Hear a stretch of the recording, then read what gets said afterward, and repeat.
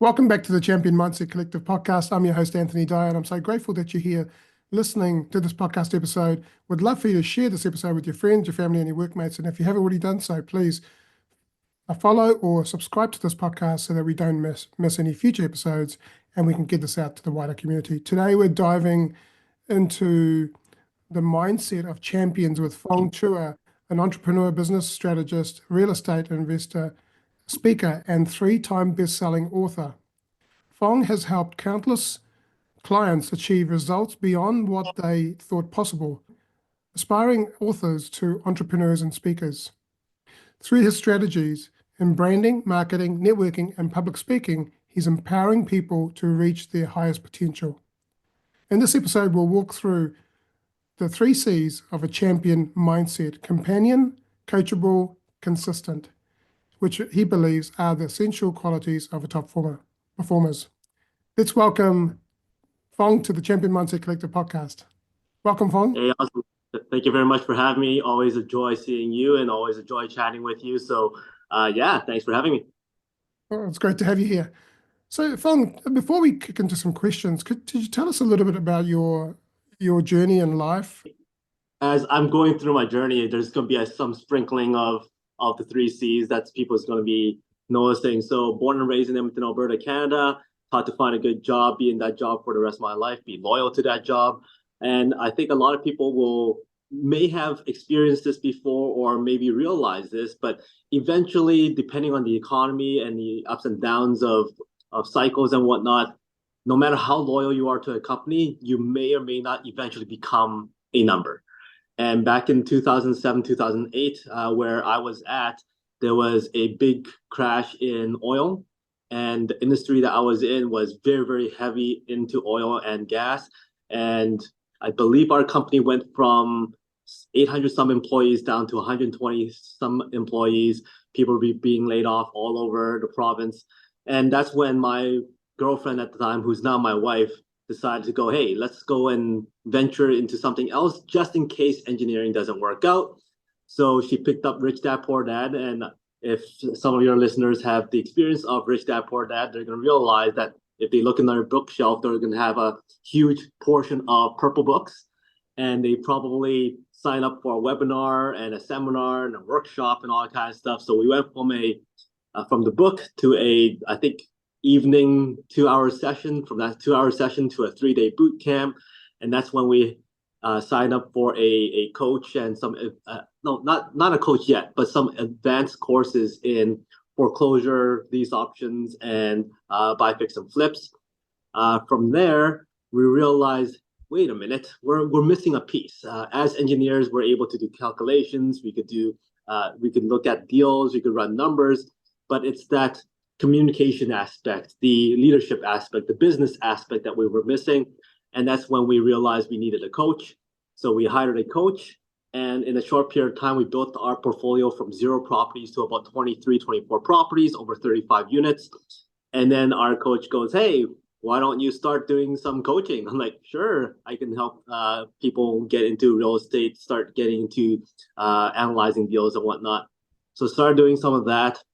Then he invited me to do some speaking at his events, which was a complete eye-opener for me. And then so I got some speaking events under my belt, and he goes, why don't you start writing a book? I'm like, okay, let's start writing some books. And then got to learn how to do that efficiently and start teaching other people how to write books. To date, I have about 7 books out and 1 kid's book out. And then fast forward to the 2020 pandemic where everything was shut down. My coach then goes, why don't you start doing some podcasting? I'm like, okay, let's start doing podcasting. And ever since that started, it's been 4+ years now. Very, very consistent on posting up episodes, interviewing people from all over the world. And luckily, I've had you on the show as well. So very, very happy to have you. And yeah, so that's kind of my journey, where I came from, how I got here, and with a little bit of sprinkling of the 3 C's. Yeah. I can relate to a lot of that myself. And just come out of the corporate world for the 4th time and 4th redundancy. And I came to the conclusion that I'm not sure if I'm meant to be in there anymore. I think, where I'm meant to be is actually helping people who are going through those challenges in their life, helping those people transition in their life. So Mhm. yeah, a lot of similarities there.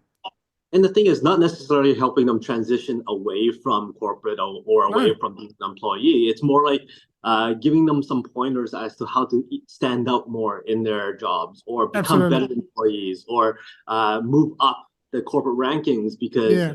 there's a lot of business aspects, mindsets, and that champion mindset that applies to employees that allows them Mm, to move up the corporate ladder. So it works all over the place. So it's all good. to totally. Absolutely. Yeah. So Fong, could you tell us why you believe the three C's, the companion, coachable, and consistent, are so essential to having a champion mindset? Well, I would have to start that by asking the question to all your audience members and yourself. If you really think back to everything that you've achieved, everything that you're proud of, everything that you are so successful at right now, are you missing any of those elements? I'm sure that somebody coached you along to be successful, coached you along to be able to achieve what you're so proud of. I'm Mm, sure that you surrounded yourself by other people who supported you, was your cheerleader, helping you along the way. And I'm sure you put the time and effort into succeeding and reaching those goals. Nothing that we've achieved is possible without those three things, those three elements. And if you take that to a higher level where you're really focused on those three things, you really have that elite coach, you really have the support around you, and you really are consistent and laser focused, then you become a person who's champion focused. You're able to reach those championship levels and mm, achieve greater success on a whole new level. So I I can't stress it enough how important those three things are. mm. So how did you come to realize that these three qualities were common among successful people? Well, I've done a lot of research on great leaders, and also I've watched a lot of my coaches do what they do. I've listened to a lot of great speakers out there, lots of great entrepreneurs, and these three things are fairly consistent across the board. I mean, a lot of them have said that they have a coach, a mentor, somebody who's guided them along, who showed them the ropes, who's been there, who's done that. Rarely any of them would say, "Oh, I did it all myself," because most of those people who are focused on doing it themselves get to a certain point and all of a sudden they're stuck somewhere. They're not able Mm, to make it to the next level or achieve that next success that they've always wanted to. And it's having that coach that allows them to push them forward, who's been there, who's done that to show them a way. And mm, then without being consistent, you you tend to fall off the cliff. You tend to mm, stop doing something. You start to get lazy. You start to get complacent. You get comfortable with where you are, and then all of a sudden you're stuck again. mm, And how I find, like, the thing is, listening to a lot of great entrepreneurs, reading lots of great autobiographies and whatnot, these three things are very consistent throughout.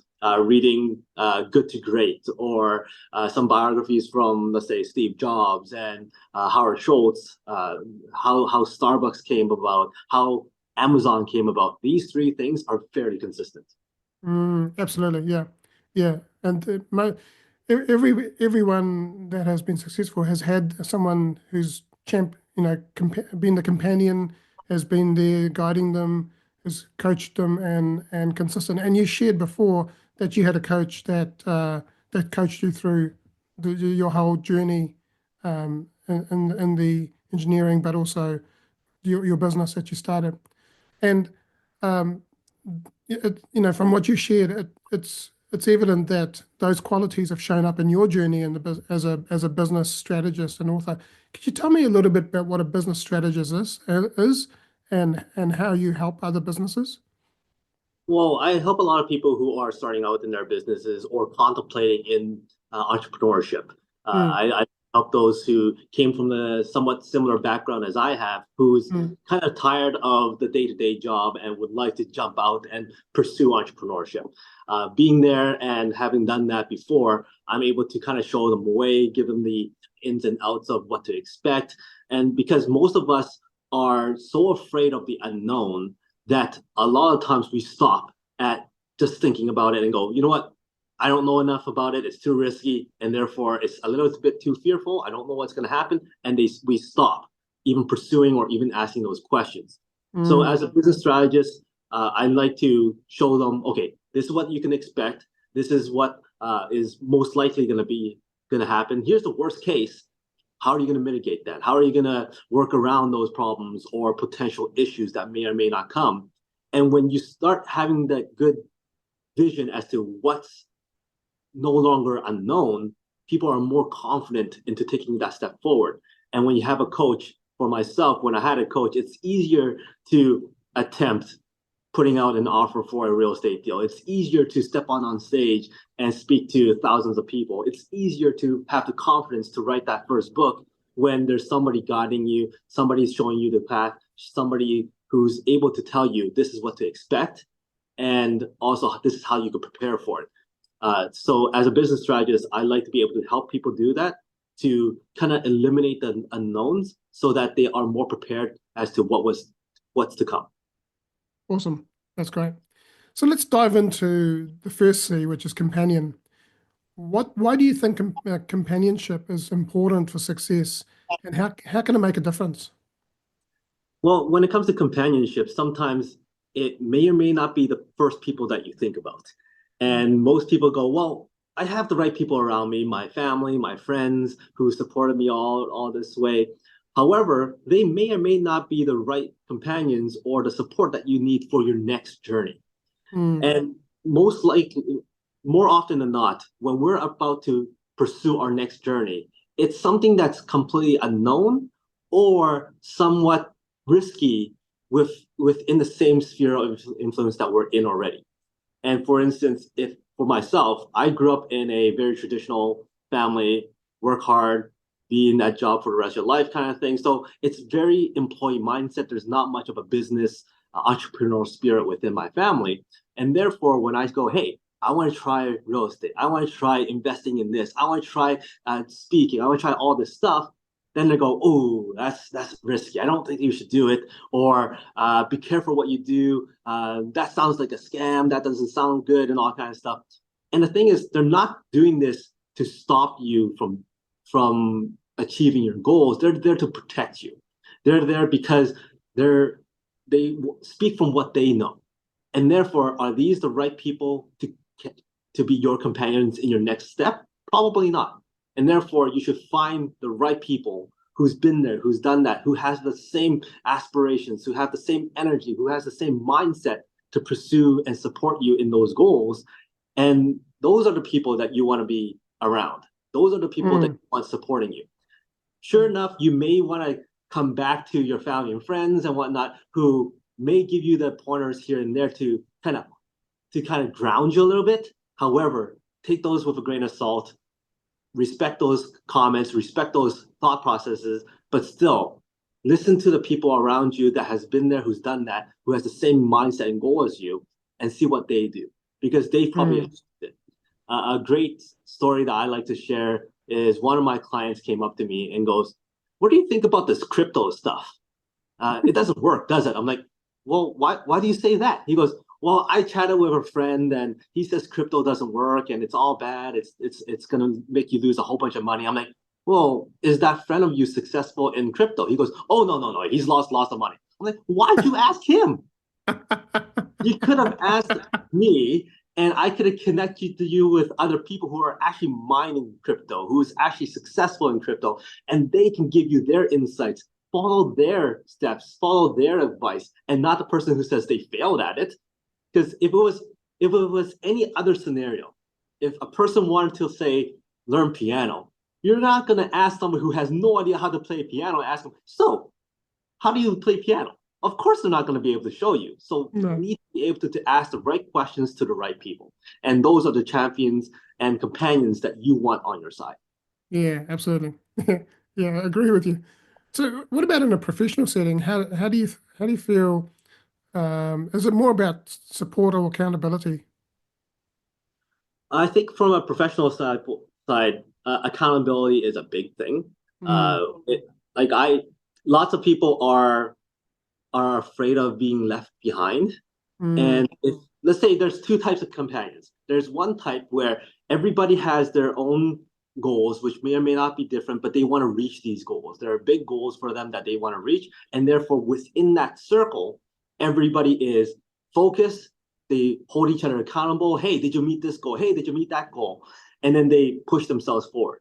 There's another type of companion, which is within the same type of goals that you have. Let's say somebody else also wants to do real estate. I want to do real estate, and we're working together. We're holding each other accountable. If I have another person and another person and another person who's also wanting to do real estate, and all of a sudden they all buy their first properties, and I'm sitting here, oh, I don't have my first property yet. And then 2 weeks later, oh, they all got their second properties. I'm going to start feeling left behind. And if that's the case, I'm going to work my butt off to go get my first, my second to catch up. Because then eventually what you're going to find is you're going to start talking the same language. You're going to start competing with each other for fun. You're going to start comparing notes and all that kind of stuff. So there's two types of companions, whether it's professional or not professional, it has the same effect on you. It makes you do more. It makes you more accountable to the actions. You're going to go, do I want to watch this movie, or do I want to look at another deal? That person there got another 2 deals. I better look at this deal because I don't want to be left behind. So having those companions around you will help, whether it's a professional setting or whatever personal goals that you have as well. Yeah, and that's where coaches and mentors and people like that come in, because they keep you accountable, as well Yeah, as they guide you, but they also keep you accountable as well. So if yeah. someone's I have this thing with my coach where, and I spoke about this a lot at his events. I go, I talk to his audience members. You know what? I always have when I have a problem. I have this floating head right here saying, "This is what you should do. No, don't do that," and have this voice, and then I'm like, "That's my coach," and having that person kind of guide you along, giving you those pointers, kind of thinking about, okay, what can I do? What can't I do? How should I do it? Having that person as your soundboard is so important. absolutely. So if someone's struggling with isolation or lack of support to build a network of meaningful connections, how can someone go about doing that? Well, the first thing I would recommend is go out and find your people, find your Mm, tribe, find your companions, whatever it is. And there's more than enough out there for you to join. There's free events, there's free networking groups, there's free meetup groups, Facebook groups, LinkedIn groups, whatever it is. There's always a group out there that you can try out. Uh, there's mm, there's no need to commit 100%. You can just go, hey, I want to come in as a guest. In fact, a lot of these groups are looking for new people to come in because they also want to network and build their groups and meet new people. So when you go, hey, can I come in and just see what it's all about? Sure, of course. And then you could go to a different group and a different group. And not only does that allow you to open your what do you call it, ability to connect with different people, but you're going to also find that your ability to talk, to communicate, to become more energetic and to be more outgoing starts to increase because you're going out to all these things. And then eventually you go, I can choose to be isolated, or I can choose to go out and meet people. And you could be in both worlds if you wanted. Whereas most people go, oh, I'm so introverted. I'm going to isolate myself. I'm good at just focusing on one task by myself. Well, if you keep on living in that mindset, you're never going to open that path towards the person who can, you know what? I could play both worlds. I could play the networking extrovert, but I could also play the isolated introvert that's focused on my task. yeah, absolutely. Yeah, thank you for sharing that. So let's move to the second C now, coachable. Now, being coachable is easier said than done, right? So, what does it really mean to be coachable, and why is it so crucial? Well, being coachable is one of those things where are you open to feedback? Are you Mm, open to tough feedback? And mm, sometimes it's feedback that is not easy to hear. But then you might want to ask yourself, do I want to be right, or do I want to be better? mm, Right? There's lots of people out there who's like dead set on being right. They refuse to be wrong, and they just brush off the comments or brush off the feedback. But eventually, that mindset is what got you to where you are today. It's that different thought process. It's that new challenge. It's that what do you call it? Contradicting feedback to what you thought was right that gets you to the next level. So it's all in the mind. If you go, you know what? I want to be right more than improve, then fine. That's what you want to do. Don't complain as to why you're not where you want to be. Right. And therefore, if that's the case, then you're probably wasting your coach's time. You're wasting your mentor's time. And in some cases, you may be wasting a lot of financial investment in hiring these coaches and mentors to help you if you're not implementing the strategies that they're asking you to try out, or if you're not taking their considerations or their suggestions seriously, then you're basically wasting everything, right? So it doesn't hurt to implement and see what, like, life is all trial and error. We improve by implementing, adjusting, testing, adjusting, and eventually you can get to a level that you never dreamed of being at. I mean, everything that we use today, the iPhone, even like Sprite and Coke and whatever products we enjoy, they've gone through many, many, many iterations before they settled on the product that we're using today. Yeah, that's right. Even now, you might be getting a notification on your phone saying, hey, we need to do an update. Guess what? They're tweaking, they're adjusting, they're fixing. So we're never done. There's always room for improvement. Yes, we're always in work in progress, right? And so it's like I remember for years, I couldn't take feedback myself. And, I was like, I know everything, don't do. And that's what I used to be like. And then I realized that, hey, it wasn't getting me anywhere. So if someone is finding it hard to open up themselves to feedback, what would you suggest they do? I would suggest that they really sit down and ask themselves those questions. Is the feedback I'm getting actually legit? Maybe ask for a second opinion. But don't ask us for a second opinion of somebody that is in the same headspace as you. Ask for that second opinion of somebody who you respect, somebody who's already been there and done that, and see what they say. If you start getting the feedback that's fairly consistent, that kind of relates to you needing to adjust and change something, then maybe that is the feedback you're supposed to have. Then what I would recommend is play it out in your head. What would happen if you implemented that suggestion or that recommendation? What's the worst case? What's the best case? What's most likely? Now, even for a chance to get to the most likely or the best case scenario, did you improve your mindset? Did you improve your knowledge? Did you move forward? If so, even if it fails, you've grown. Even if it didn't work according to what you wanted, you've gained something, and you can move on to the next step and try it again and implement and change and adjust. If you ask those questions yourself, best case, worst case, most likely, you're able to adjust, you're able to be more prepared, and then you go, okay, do I do it or not? If you at the end you believe no, you're not going to do it, then don't do it. But you have to go through that exercise. Open yourself to asking those questions to yourself, and then also checking with other people to see what their thoughts are. Absolutely. Yeah. What would you say the barriers are for people that you've witnessed? The barriers of not being coachable? It's the fear. It's the fear of what if I fail? It's the fear of sometimes what if I succeed? I remember my very first real estate endeavor was I put out an offer, and I was scared out of my mind. Not if that offer gets rejected, but if that offer gets accepted.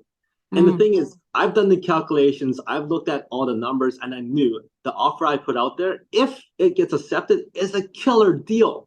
Like, everybody would want that deal. But I was so worried that if they said yes, I don't know what's going to happen next. I don't know what I'm going to be doing next. How do I come up with that money and all that kind of stuff? So I was sweating bullets, thinking, what if it gets accepted? in retrospect, I wish it happened because I would have done very, very well on that deal. But but to look at from another perspective, I'm glad that I felt that way because I've learned from it. You learn that after the fact, you know what? Why am I so stressed out? I've put so much energy on thinking about how stressed out I would be that I didn't use that energy effectively.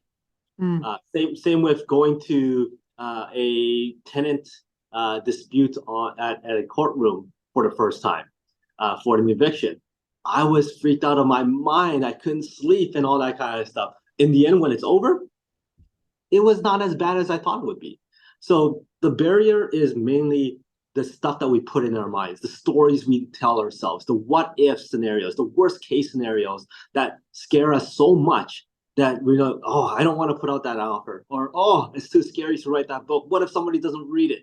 Well, you know what? We make up these stories to the point where it's so much more over exaggerated from negative perspective that we stop ourselves in our tracks to not implement, to not be coachable. And then eventually we get too lazy. Absolutely. And our thoughts are neutral, but it's the meaning we give our thoughts, right? Correct. That is the that is either our success or our downfall. So the third C is consistency, and this one is my favorite one, because I love the idea of being consistent, and it's hard to maintain because things are going on in your life, but when you're committed, consistency is important. So how do you encourage your clients to stay consistent, especially when things get tough? It's one of those things where how do you trick your mind, or how do you motivate yourself to stay consistent, to be accountable? The saying goes that if you've joined the gym on January 1st, that most likely that you stop going to the gym on February, kind of thing, right?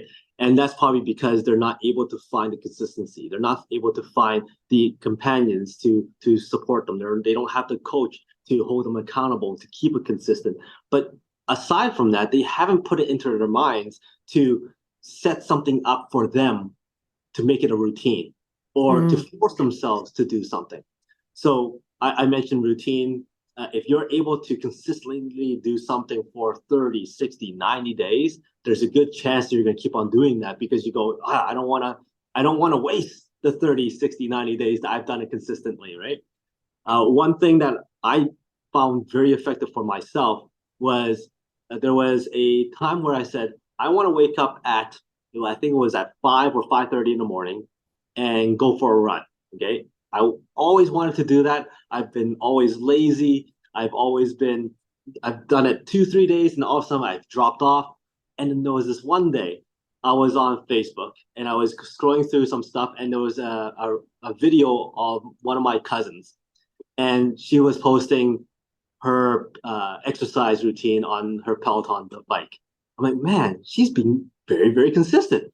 The next day I see it, another video, another video, another video. I'm like, frick, if she can do it, I can do it. So I woke up one day at 5 o'clock, went downstairs, went on my phone, took a picture of me running, and then I posted day one. Now, if I posted day one and all of a sudden you don't see a post on day two, that means I gave up already. So I went and did day two, and then day three, and then day four. By the time you get to day 50, all of a sudden it's like, oh, I don't want to start back at day one anymore. So you kept on going. I hit consistent 2 years, over 2 years, 750 some days, and 5:30 run, 5:30 run, 5:30 run. And then now I just go for a run automatically because you've kind of programmed your body to do so. But my point is, how do you make yourself accountable to yourself? Whether you put it out there on social media saying, hey, day one, or you put out an episode or a video out there saying, hey, this is what I'm going to do. That's what you have to do. What do you do to make yourself accountable if there's nobody else doing it for you? Yeah, absolutely. And I mean, I remember when I started this podcast, at first, it was a bit scary. And they say that most people who start podcasts don't make it past 7 episodes. And Yeah. yeah, and a lot of people, a high percentage of people who start a podcast fail before they give up before they get to seven. And but at first I just started doing one every week, one episode a week, and then I went, "Oh, I can do more than this. I can do two." So I started consistently doing two, and then I started doing 2 or 3 episodes a week. And believe it or not, but yesterday, Monday and yesterday and today is I've done 8 episodes in 3 days. Oh, wow. That's awesome. So I've got enough content to last me for 2 weeks, and more. I So like how you brought up the podcasting thing. So for myself, it was one of those things that I go, okay, if I'm committing to do a podcast, I better be consistent one episode a week. mm, And funny enough, when I started doing it, very soon I saw, and this is our mutual friend. This is how we met. Ethan Cassiotis, he had a show, and then also Rob Evans had a show. mm. And every time I see them post an episode, I'm like, they have another episode up and another episode. I better keep up with the two of them having episodes up. And the three of us have been basically indirectly holding each other accountable to constantly find guests, constantly have episodes come up. And it's been 4 years now, 4+ Yeah. years, and we haven't missed a week. We haven't missed an episode. So that's the power of having the right people around you, whether it's directly, indirectly, having that mindset of challenging each other. It really, really helps you push along. And when the days are tough, you look towards them and go, frick, they have another one up. I gotta do something. So you post up another episode. Yeah. And you guys are way ahead of me in terms of the number of episodes you've published, but all of you guys are inspiration to me as well. So yeah, so maybe one day I can join your group and and challenge each other. There we go. Rob Evans has over 3,000. I don't know how he does it. He does like 2 episodes a day. It's crazy. Yeah. So I think connecting with Rob would be a good opportunity to supercharge my podcast consistency as well. Yeah. So how do you help someone stay on track if they are unmotivated and overwhelmed? Well, unfortunately, if they're not motivated, it's very, very hard to get them to do anything. Mm, That motivation needs to be from within. with them. The thing is, so how often do you see people go, well, if I knew that sooner, I would have done it. Or they go, you know what, I knew this a long time ago. It's just now that I'm like geared towards doing it and achieving it. Well, the thing is, they weren't motivated before.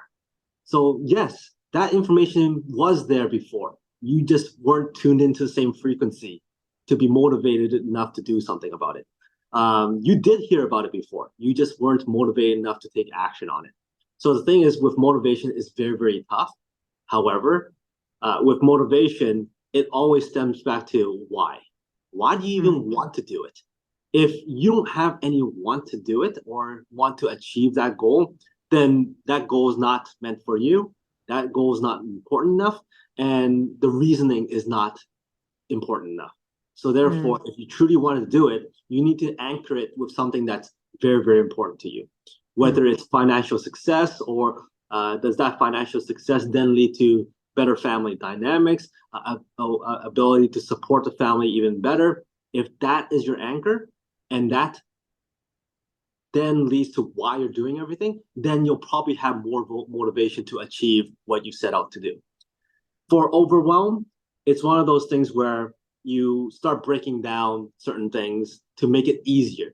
The saying goes, how do you eat an elephant? One bite at a time. Everybody's heard that. But for some reason, they don't apply it to, what do you call it? They don't apply it to business. They don't apply it to doing certain things that they want to achieve, because all they see is that big goal, that big overwhelming goal, and it scares the heck out of them. A great example is this. There's I recommend lots of people within the entrepreneurial space, the speakers, coaching space, to, you know what, write your first book. that book is great for you to use as a credibility tool, as a platform to speak on different podcasts and stages and virtual conferences and whatnot to get people to know you. It's a great title to have as to being a published author. It gives you the credibility of being an authority in that area, in that industry, in that field. So writing a book is vital towards the credibility that people will see you for. But people go, well, a book's so hard to write. It's going to take forever to do. I don't have enough content. They have this mindset of it being so difficult that they don't even consider, okay, how do we do it? Well, the thing is with me, when I work with my clients, I go, okay, break it down. I'm sure that you can talk about a subject of your expertise for an hour, maybe 2 hours. If you are an expert in that subject, I'm sure you can speak to that subject for about 2 hours for sure. Now, how can you speak 2 hours about it? Well, I'm pretty sure you could break that down into 10 segments. And if you could do that, can you do each segment 10 to 15 minutes? I'm sure you can. And if you can, guess what? That's 10 chapters to a book. How long does it take you to prepare for 10 segments or 10 speeches? Probably an hour, 2 hours. So basically, within 20 hours, you should be able to write a draft of your book. It's not that difficult to get out there. But people are so fixated on, wow, it's a book. It's going to be so big. Well, no, you break it down. I think that another scenario is running the marathon. I don't know if you've ran a marathon, but I would say that there's lots of people out there who goes, I would like to run a marathon, but man, I can't. It's too far. I used to be one of those people. I go, wow, marathon runners, I put them on this pedestal because I think it's a feat that's so hard to reach. But then that's because you're putting in so many limitations to what you need to do to become able to say you finished a marathon. Nobody said how long you need to run for. You might take 4 hours. You may take 5 hours. You might take 6 or 7 hours. You still finished a marathon. But for some reason, we have the thought process, oh, it has to be this certain amount of time. Well, no, you don't have to. So therefore, what are the limitations? What are the rules? What are the guidelines? My first marathon was running in Disney World. And you got to run around all the parks. Along the way, you got to see performances, people dressed up, you got characters to take photos of. Guess what? It was fun. You're surrounded by 28,000 people. All of a sudden, this marathon didn't seem so hard because you're sharing it with so many different people, so much stuff to see. And the time limit is you get 7 to 8 hours to finish it. I'm like, oh, I could probably do that. So if you come in faster than that, great. But you can still say you finished a marathon because you've broken it down. You've expanded the parameters as to what you need to do to complete it, and it no longer becomes a feat that's impossible. Same with business, same with writing a book, same with speaking on stages. You just have to break that down so that it's no longer overwhelming to you. Yeah, absolutely. And I say this to my clients is that, your yearly goal may be overwhelming, maybe, quite big. But if you break that into quarterly, monthly, weekly, and daily goals, then what is one small thing you can do every day that contributes to your weekly, monthly, quarterly, and yearly goal? And if you follow that principle or what Fong has shared, you're going to be successful in doing what you want to do. So, if someone's listening to this and wants to build that champion mindset, where should they start with these 3 C's? I think before we start with the 3 C's, one, you need to have that fire in your belly, that motivation that goes, I want to achieve something. I want to get that. I want to do this. I want to achieve this goal. If you don't have the reason why you want to do it, if you don't have the anchor, the fire to actually be motivated to do something, then there's really no point. So first of all, find that motivation first. Then I think the first thing that you need is the right coach. Working with somebody who can hold you accountable, because that coach could initially be your companion as well. That person will show you what you can do, what you should not do, when you should do something, the challenges that they give you, because they can see that you're ready for that challenge. Okay, they've been there, they've done that. They know the way they can unlock those unknowns for you. And that person, I think, is vital as the first step. Mm. Then after that, you would have you would need the consistency, because if you're not consistently applying, implementing, and putting the work in, because coaches will usually give you assignments or usually give you challenges. And if you're not consistent with the mindset of, hey, I'm going to implement, or consistent with putting in the exercise, putting in the time, but work ethic, then you're wasting everybody's time. Mm. And then I think the third one would be having that companionship, having those people around you that support you, that pushes you towards your successes, that you could work together, that you could hold each other accountable. Then having that group environment will really help you reach those other levels faster, and also levels that you never dreamed of. Yeah, absolutely. Yeah. So how can listeners bring more of the three C's into their everyday lives, even outside of work? How do they bring it more into their daily lives? Mm. First of all, you start with the mindset. The Mm. mindset of, I need coaching, I need to be coachable, I Mhm. need to be consistent, and that Mhm. mindset of having surrounding people around you. More Mm. often than not, people goes, "Oh, I can do it on my own." And if they keep on having that mindset, then you're not gonna tune into the right frequency of, hey, that person I can ask that question to, or hey, I could connect this person with that person, and start having this group together to help each other out and hold each other accountable. Mm. If Mm. you don't have that mindset to actually think about those things, to acknowledge those things, or being able to ask the right questions at the right time to the right people, then you're not going to be able to recognize those three C's. So, first of all, having that mindset, okay, you understand that you need those three things. And therefore, if you're going out there on your day to day life, recognize, oh, that's because of this, or that's because of that, or that person's successful because of this and this and this. No longer saying, oh, that person's successful because they're lucky, or oh, they got their first deal. Oh, you were in the right place in the right time. Good for you. You're so lucky. Start taking that vocabulary out. It's not luck. They put in the work so that they're in the right positions to have luck for them.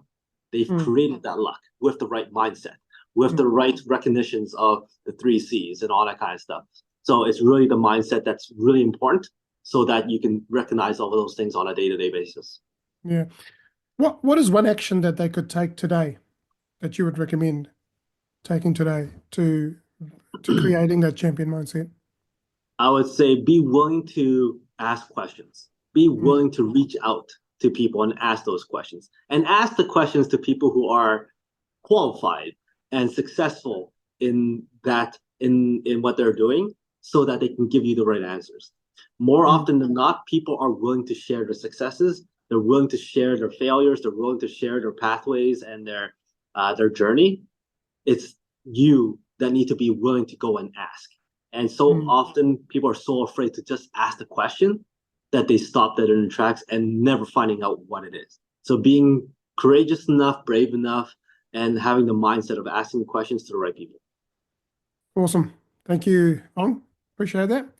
All right, we're now at the stage of the quick fire questions.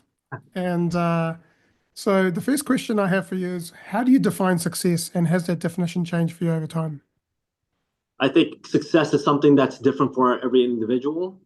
It should be what makes you feel proud, what makes you feel uh, gratitude when you have it, when you've achieved it, and what is it that is it something that you're happy to share with your family and close friends. If you're happy to do that, then whatever you achieved is a success. Mm, totally. Who's been your greatest inspiration and why? I think the default answer to those are usually parents. For them to come from where they come from to be where they're at now, to be able to put me in a position to succeed, is an inspiration that I would like to uh, pass on to my future generations. And it's the motivation for me to achieve more success and to push forward and achieve more. Mm. What is one thing what is something that you believe in that others may disagree with? Don't always agree and follow what the majority of people are thinking or doing. Mm. There's a reason why there's a difference between what really successful people are doing and what the majority of the people are doing. If you listen to what the majority of the media and what the majority of people are saying, then guess what? That's where you're going to be. Mm. If you could go back to your younger self and give your younger self one piece of advice, what would it be? Don't take biology. Um, honestly, I've never liked biology, so I will go back and go, don't take that option or don't take that course. It's done nothing for me. But let's just say I go back and tell myself that don't stress over things that you have no control on. Because we spend so much time coming up with those stories that make us so stressed out that more likely than not, the outcome is not as bad as what we think. So worry about what you can control. Don't worry about the stuff that you can't control. Yeah, absolutely. What is one message that you'd like to share with the world? I think it's a combination of go out there and achieve what you want to achieve, put in the time, and ask the right questions to the people that can actually help you get there. Awesome. Thank you. Thank you for sharing that. Fong, if people have been listening to this episode and they'd like to get in touch, what's the best way to get in touch with you or join whatever coaching you're providing? Yeah, so they can find me on fongchua.com. They can also find my YouTube channel, which is Your Area TV, and then also Facebook, LinkedIn, all that great stuff. You can find me. I'm Fong Chua on all those. So yeah, my podcast is the Peak Potential Success Show. You can find that on Spotify. And yeah, that's how you can get in touch with me. Awesome. We'll put the links into the podcast description so people can click on that and get to you. And if you've been listening to this podcast episode and you've been inspired, you've got some insights out of this, I encourage you to connect with Fong or myself. Post, share this episode on your social media. Tag us in so that we can see the comments and we can interact with you. And please remember to share this with someone who may benefit from listening to this. And remember to follow and subscribe to this podcast. And lastly, I just want to say you are worthy, you are loved, champion your life, champion your greatness. Have an amazing day.